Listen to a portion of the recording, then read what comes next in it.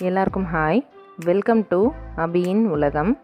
இன்றைக்கி நம்ம சேனலில் ஒரு சூப்பரான ஸ்நாக், ட்ரெடிஷ்னலான அச்சு முறுக்கு எப்படி பண்ணலாங்கிறது பார்க்க போகிறோம். இது பாருங்கள், நம்ம வீட்டிலையே கடையில் வாங்கக்கூடிய அதே கிறிஸ்ப்னஸோட ரொம்ப சூப்பராக பண்ணலாம். ப்ளஸ் அச்சு முறுக்கு புது அச்சு வாங்கி எப்படி பழக்கப்படுத்தலாம் அப்படிங்கிறதும் இந்த வீடியோவில் நான் பிகினர்ஸ்க்காக கவர் பண்ணியிருக்கேன்.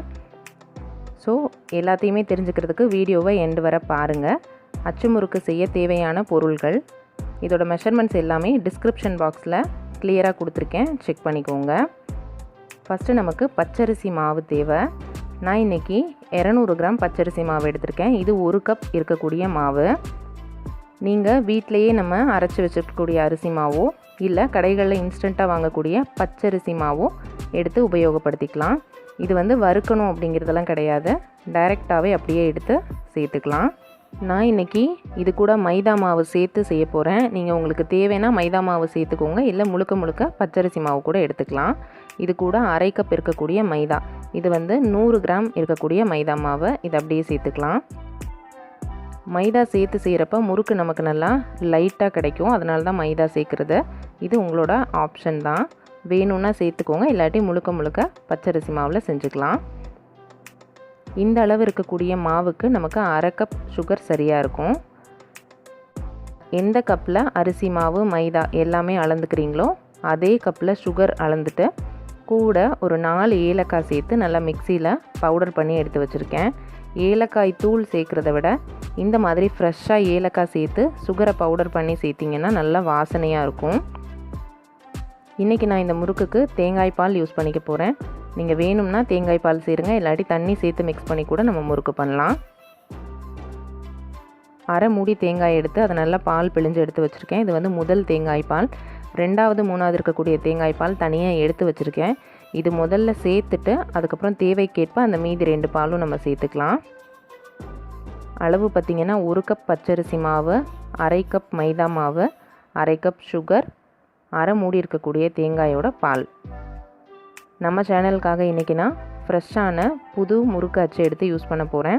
இது எப்படி பழக்கப்படுத்தலாம் அப்படிங்கிறதும் நான் வீடியோவில் சொல்லியிருக்கேன். ஸோ பிகினர்ஸ்க்கு இது ரொம்ப யூஸ்ஃபுல்லாக இருக்கும். இது பாருங்கள், நான்ஸ்டிக் முறுக்கு அச்சு. நீங்கள் நான்ஸ்டிக்னு சொல்லி கடைகளில் கேட்டாலே இப்போ கிடைக்கிது.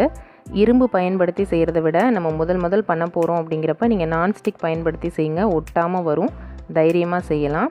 இது மீடியம் சைஸ் இருக்கக்கூடிய முறுக்கோடது 210 ரூபா. கொஞ்சம் ஷாப்பில் ப்ரைஸ் ரெடியூஸ் பண்ணி கொடுத்தாங்க. ஸோ எல்லா கடைகள்லையுமே அவைலபிளாக இருக்குது. நீங்கள் நான்ஸ்டிக் முறுக்கு அச்சு அப்படின்னு கேட்டு வாங்கிக்கலாம். இவ்வளோ தான் நமக்கு அச்சு முறுக்கு செய்கிறதுக்கு தேவையான பொருள்கள். இதை வச்சு சுலபமாக சூப்பராக எப்படி செய்யலாங்கிறது பார்க்கலாம். ஃபஸ்ட்டு நம்ம முறுக்கு அச்சு அதுலேருந்து கவர்லேருந்து ரிமூவ் பண்ணிக்கலாம். இதை லைட்டாக வெறும் தண்ணி வச்சு வாஷ் பண்ணி எடுத்துக்கலாம். சோப் எதுவும் போட வேண்டாம். பாருங்கள், ஹேண்டெல்லாம் நல்லா நீளமாக தான் இருக்குது. ஸோ கையெல்லாம் எதுவுமே சுடாது, தைரியமாக செய்யலாம். இப்போ இந்த தண்ணியில் கழுவுனதுக்கப்புறமா சுத்தமாக தொடச்சிட்டு தண்ணி எதுவுமே இல்லாத மாதிரி எடுத்துக்கணும். இது நான்ஸ்டிக் முறுக்கு அச்சு அப்படிங்கிறதால நீங்கள் என்றைக்கு வாங்குறீங்களோ அந்த அன்றைக்கே இது பயன்படுத்திக்கலாம். எந்த விதமான ப்ரிப்ரேஷன், முன்னாடியே எண்ணெய் தடவி வைக்கணும், சூடுபடுத்தணும், அந்த மாதிரி எந்த ஒரு கம்பல்ஷனும் கிடையாது. இப்போ பாருங்கள், சன்ஃப்ளவர் ஆயில் நான் ஹீட் பண்ணியிருக்கேன். நல்லா அடி கனமாக இருக்கக்கூடிய இருப்பு சட்டி எடுத்திருக்கேன். எந்த எண்ணெய் பலகாரத்துக்கும் இரும்பு இருப்பு சட்டி பயன்படுத்துங்க. சூடு ஒரே மாதிரி இருக்கும், முறுக்கு செவந்து போகாமல் இருக்கும். இதில் நம்ம எடுத்துருக்கக்கூடிய அச்சை அப்படியே போட்டுடலாம். போட்டு இது ஒரு 3 நிமிஷம் அப்படியே மீடியம் ஃப்ளேமில் அந்த எண்ணெயிலேயே அச்சு நல்லா ஹீட் ஆகட்டும். இந்த டைமில் நம்ம முறுக்குக்கு தேவையான மாவு ப்ரிப்பேர் பண்ணிடலாம். அச்சு மீடியம் ஹீட்டில் எண்ணெயில் சூடாகிட்டு இருக்கட்டும். இப்போ நம்ம மாவு கரைக்கலாம். நம்ம எடுத்து வச்சுருக்கக்கூடிய பச்சரிசி மாவு கூட மைதா மாவு சேர்த்துருக்கோம் ஆல்ரெடி. அது கூட 1/2 கப் சுகர் பவுடர் பண்ணி அதையும் சேர்த்துக்கிறேன். இது எல்லாத்தையுமே நல்லா ஒன்று சேர கலந்து விட்டுக்கலாம். இந்த டைமில் உங்களுக்கு தேவைப்பட்டால் வெள்ளையல் இல்லாட்டி கருப்பு எள் 2ல் எது வேணுமோ சேர்த்துக்கலாம், இல்லாட்டி சீரகம் கூட சேர்த்து செய்கிறதுனாலும் செஞ்சுக்கலாம். நான் இன்றைக்கி ப்ளைனாக தான் ப்ரிப்பேர் பண்ண போகிறேன். பாருங்கள், எல்லாமே நல்லா ஈவனாக மிக்ஸ் ஆயிடுச்சு. இந்த டைமில் சைடில் ஒரு விஸ்க்கும் ஒரு ஸ்பூனும் நான் எடுத்து வச்சுருக்கேன். இது எதுக்குன்னு நான் பின்னாடி சொல்கிறேன். இது இருந்ததுன்னா நம்ம கலந்து விடுறதுக்கு ஈஸியாக இருக்கும். இந்த மாதிரி எடுத்து வச்சுக்கோங்க. கூடவே தேங்காய் பால் இருக்கு இல்லையா, அதை கலந்து விட்டுட்டு இந்த மாவு கூட நம்ம சேர்த்துடலாம். இது 1 கப் இருக்கக்கூடிய தேங்காய் பால். எந்த கப்பில் மாவு அளந்தமோ அதே கப்பில் 1 கப் முதல் தேங்காய் பால் அதை அப்படியே சேர்த்துட்டேன். இது நல்லா கலந்து விட்டுக்கலாம். இந்த தண்ணி வந்து அப்சர்வ் ஆயிரும் நல்லா. இதுக்கப்புறமா நம்ம 2வது 3வது இருக்கக்கூடிய தேங்காய் பால் சேர்த்து கரெக்டான கன்சிஸ்டன்சிக்கு கரைச்சி எடுத்துக்க போகிறோம். இப்போ பாருங்கள், நான் 2வது தேங்காய் பால் சேர்த்துருக்கேன். சேர்த்துட்டு இந்த பதம் வர வர நம்ம கரைச்சி எடுத்துக்கணும். இது பாருங்கள், இந்த மாதிரி விஸ்கில் கலந்துட்டு நம்ம எடுத்து விட்டோன்னா சொட்டு சொட்டாக வடியணும். அந்த அளவுக்கு இருக்கணும் தண்ணியாக. ரொம்ப தண்ணியாகிடுச்சுன்னா முறுக்கு எண்ணெய் குடிக்கும், அதை பார்த்துக்கோங்க. ஸோ பதம் வந்து ரொம்ப முக்கியம். நம்ம முன்னாடி ஒரு ஸ்பூன் எடுத்து வச்சுருந்தோம் இல்லையா, அதை வச்சு கூட பதம் செக் பண்ணலாம். இந்த ஸ்பூனை உள்ளே விட்டுட்டு நம்ம வெளியில் எடுக்கிறப்ப ஸ்பூன் ரொம்ப டிரான்ஸ்பரண்ட்டாக தெரியக்கூடாது, மாவு அதில் ஒட்டிகிட்ருக்கணும். அதுதான் சரியான பதம். இன்னொரு பதம் கூட நம்ம செக் பண்ணலாம். அது எந்த மாதிரினா, ஸ்பூனில் எடுத்து நம்ம விடுறப்ப சொட்டு சொட்டாக வடியணும் மாவு. ரொம்ப தண்ணியாக இல்லாமல் சொட்டு சொட்டாக வடியணும். இந்த மாதிரி இருந்தால் முறுக்கு நல்லா கிறிஸ்பியாக சூப்பராக கிடைக்கும். இப்போ இந்த விஸ்கு வச்சு நம்ம ஒரு டைமும் கலந்து விட்டுட்டு தான் அடுத்த முறுக்கு போட ஆரம்பிக்கணும். ஸோ வந்து விஸ்கு பக்கத்தில் இருக்கட்டும். இப்போ பாருங்கள், நமக்கு ஒரு 3லேருந்து 4 நிமிஷம் அச்சு நல்லா ஹீட் ஆயிடுச்சு. எண்ணெயும் நல்லா ஹை ஃப்ளேமில் இருக்குது. இப்போ இந்த அச்சில் லைட்டாக எண்ணெய் நல்லா ஒட்டிகிட்ருக்கு. இதை நல்லா வடித்து விட்டுட்டு இப்போ மாவில் டிப் பண்ணி எடுத்துக்கலாம். எல்லா சைடும் நல்லா கோட்டாயிருக்கான்னு பார்த்துக்கோங்க. இதை சூடாக இருக்கக்கூடிய எண்ணெயில் நம்ம வைக்கணும். இது பாருங்கள், இந்தளவு நல்லா நுரைச்சிக்கிட்டு வரணும். அப்போ தான் எண்ணெய் சரியான ஹீட்டில் இருக்குன்னு அர்த்தம். இந்த பபிள்ஸ் எல்லாமே நல்லா கம்ப்ளீட்டாக நமக்கு அடங்கி வரணும். அதுவரை நம்ம முறுக்கு அச்சு எண்ணெயில் நல்லா முழுகி இருக்கிற மாதிரி பார்த்துக்கோங்க. அப்போ தான் ஒரே மாதிரி வெந்து வரும்.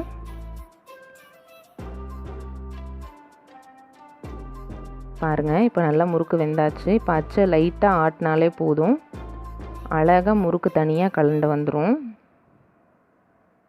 பாருங்கள், சூப்பராக தனியாக கலண்டு வந்தாச்சு. ஸோ இதுக்காக தான் நம்ம நான்ஸ்டிக் அச்சு ப்ரிஃபர் பண்ணுறது. ரொம்ப ஈஸியாக இருக்கும். கண்டிப்பாக ட்ரை பண்ணி பாருங்கள். இப்போயும் அடுப்பு நமக்கு ஃபுல் ஃப்ளேமில் தான் இருக்குது. முறுக்கை லைட்டாக திருப்பி போட்டுட்டு எல்லா சைடும் நல்லா பொன்னிறமாக வெந்ததுக்கப்புறமா வெளியில் எடுக்கணும். இந்த முறுக்கு பார்த்திங்கன்னா சுட சுட இருக்கிறப்ப வதக்குன்னு இருக்கும். நல்லா ஆற வச்சுட்டு சாப்பிட்டிங்கன்னா நல்லா முறுமுறுன்னு கையில் தொட்டாலே உடையும். அந்தளவுக்கு நல்லா கிறிஸ்பியாக முறுமுறுன்னு இருக்கும். எண்ணெயோட ஹீட் வந்து முடிஞ்ச வரை ஒரே மாதிரி வச்சுக்கோங்க. அப்போ தான் எல்லா முறுக்கும் ஒரே கலரில் கிடைக்கும். இப்போ இதை எடுத்து நம்ம எண்ணெயை வடிச்சிட்டு பிளேட்டுக்கு ட்ரான்ஸ்ஃபர் பண்ணிடலாம். இது நல்லா ஆறுனதுக்கப்புறமா ஒரு ஏர்டைட் கண்டெய்னரில் போட்டு வச்சிங்கன்னா 15 நாள்லேருந்து 1 மாதம் வரை ரொம்ப சூப்பராக அந்த கிறிஸ்பினஸ் மாறாமல் அப்படியே இருக்கும். பாருங்கள், சூப்பராக நம்மளோட ரோஸ் குக்கீஸ் அச்சு முறுக்கு ரெடி ஆயாச்சு. ரொம்ப ஹெல்த்தியான ஸ்நாக்கு. நீங்கள் சுகருக்கு பதிலாக வெல்லம் சேர்த்து கூட இதே முறுக்கு ட்ரை பண்ணி பார்க்கலாம். இதே அளவு தான் வெல்லமும் நமக்கு தேவைப்படும். இப்போ பாருங்கள், அடுத்த முறுக்கு ப்ரிப்பேர் பண்ணுறப்ப எண்ணெயில் ஒரு 10 செகண்ட் போட்டுட்டு அதுக்கப்புறமா மாவில் விட்டுடுங்க. எண்ணெய் சூடாக இருக்கப்போ நம்ம எண்ணெயில் போட்டு எடுத்தோம்னா மாவு நல்லா ஒட்டிட்டு வரும். முறுக்கும் ஒரே மாதிரி ஷேப் மாறாமல் கிடைக்கும்.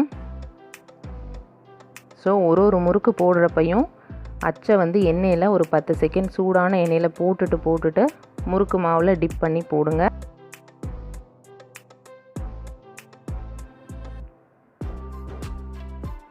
எண்ணெயும் நல்லா ஹை ஃப்ளேமில் இருக்கிற மாதிரி பார்த்துக்கோங்க. இது 2 தான் நம்ம மெயினாக கவனிக்கணும். அடுத்ததாக மாவு ஒரு 2-3 முறுக்குக்கு ஒரு டைம் நல்லா விஸ்கு வச்சு கலந்துட்டு அப்புறமா போடுங்க. முறுக்கு எல்லாமே ஒரே மாதிரியே வரும். பாருங்கள், சூப்பராக நம்மளோட அச்சு முறுக்கு ரெடி ஆயாச்சு. இந்த மாதிரி நான் ஒரு 2-3 பேட்சஸ் போட்டு பொரிச்சு எடுத்துட்டேன். எல்லாமே ரொம்ப சூப்பராக வந்திருக்கு.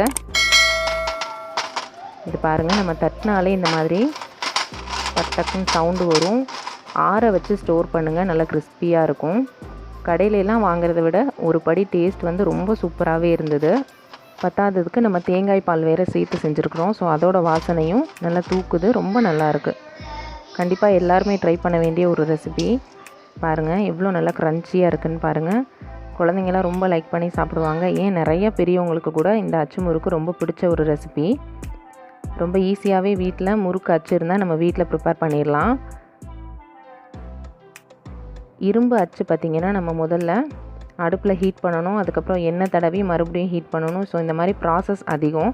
ஸோ எல்லாருமே நான்ஸ்டிக் வாங்கி யூஸ் பண்ணி பாருங்கள். ரொம்பவே நல்லா இருக்குது, ரொம்ப ஈஸியாகவுமே இருக்குது. இப்போ பிகினர்ஸாக இருக்கக்கூடியவங்க, முதல் முறுக்கு செய்யக்கூடியவங்க என்னென்ன விஷயங்கள் நோட் பண்ணணும் அப்படிங்கிறது பார்க்கலாம். ஃபஸ்ட்டு அச்சு நல்லா மாவில் ஒரு 75% முக்கால்வாசி முழுகியிருக்கான்னு செக் பண்ணிக்கோங்க. மாவு வந்து ஒழுங்காக கோட் ஆகலை அப்படின்னா நமக்கு முறுக்கு ஒழுங்கான ஷேப்பில் வராது. இந்த மாதிரி தனித்தனியாக உதிரியாக போயிடும். ஸோ வந்து அச்சு கரெக்டாக முழுகியிருக்கா அப்படிங்கிறது செக் பண்ணிக்கோங்க. ஒரு முறுக்குக்கு இடையிலையுமே அச்சை எண்ணெயில் ஒரு 10 செகண்ட் போட்டு மாவை கோட் பண்ணுங்கள். அப்போ தான் மாவு நல்லா ஒட்டிட்டு முறுக்கு ஒரே ஷேப்பாக வரும். எண்ணெயோட டெம்பரேச்சர் அதுவுமே வந்து நல்லா ஹையாக இருக்கிற மாதிரி பார்த்துக்கோங்க. இந்த மாதிரி எண்ணெயில் போட்டு எடுக்கிறப்ப அந்த கைப்பிடி ஹேண்டில் இருக்குது பார்த்திங்களா, அதில் வளைவாக ஒரு கொக்கி மாதிரி கொடுத்துருக்காங்க. அது வந்து அப்வர்ட்ஸ் மேலே பார்த்துருக்க மாதிரி வச்சுக்கோங்க.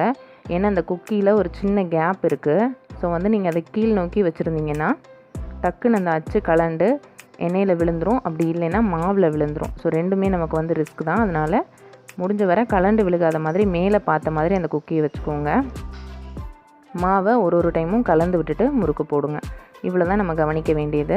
கண்டிப்பாக நீங்களும் இந்த அச்சு முறுக்கு ரெசிப்பியை உங்கள் வீட்டில் ட்ரை பண்ணிவிட்டு உங்களோட ஃபீட்பேக்ஸை என்னோட கமெண்ட் செக்ஷனில் ஷேர் பண்ணுங்கள். வீடியோஸ் பிடிச்சிருந்தா நம்ம சேனல் அபியின் உலகம்க்கு சப்ஸ்கிரைப் பண்ணிவிட்டு உங்கள் ஃப்ரெண்ட்ஸ் அண்ட் ஃபேமிலிக்கு ஷேர் பண்ணிடுங்க. தேங்க்யூ ஃபார் வாட்சிங்.